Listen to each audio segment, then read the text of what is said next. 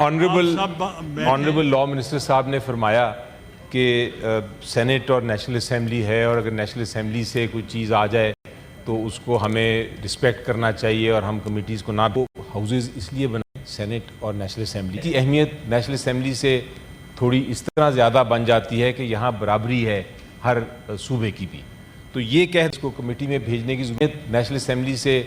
تھوڑی اس طرح زیادہ بن جاتی ہے کہ یہاں برابری ہے ہر صوبے کی بھی، تو یہ کہہ دینا کہ نیشنل اسمبلی سے کچھ آ رہا ہے اس لیے اس کو کمیٹی میں بھیجنے کی ضرورت نہیں ہوتی، رسپیکٹ کرنی چاہیے، یہ رسپیکٹ کا معاملہ نہیں، یہ آئینی ذمہ داری کا معاملہ ہے، اور میری نظر میں ہر معاملہ جو نیشنل اسمبلی سے آتا ہے وہ دوبارہ سینٹ کی کمیٹی کے پاس جانا چاہیے، اس کے بعد اس پہ ڈیبیٹ ہونی چاہیے سینٹ میں، اسی سے قانون سازی ہوتی ہے، کیونکہ قانون جو ہے وہ اگلی جنریشنز کے لیے ہے، تو میں بڑا سیریسلی اپوز کرتا ہوں لا منسٹر صاحب کی یہ بات پہ کہ ہمیں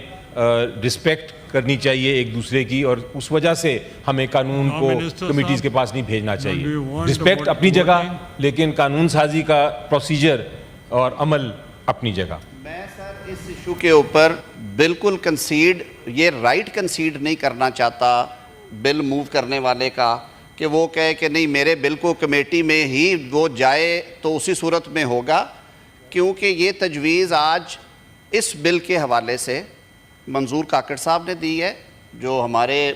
حکومتی اتحاد کا حصہ ہیں اور وہ پارلیمنٹری لیڈر ہیں، without کنسیڈنگ my legal right that it is not rule of thumb, it is not a legal requirement that every bill which is being transmitted by National Assembly has to go before the committee. I am making it again and again, making it clear without conceding on my legal position, sir. میں منظور کاکڑ صاحب کے احترام میں کہ میرے بھائی کی دل آزاری نہ ہو، میں کہتا ہوں جی اس بل کو بھیج دیا جائے، لیکن میں پھر وضاحت سے کہہ رہا ہوں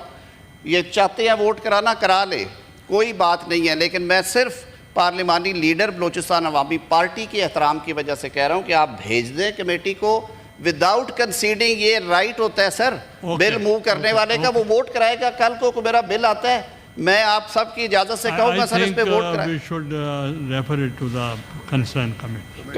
پھر کر دیں سر۔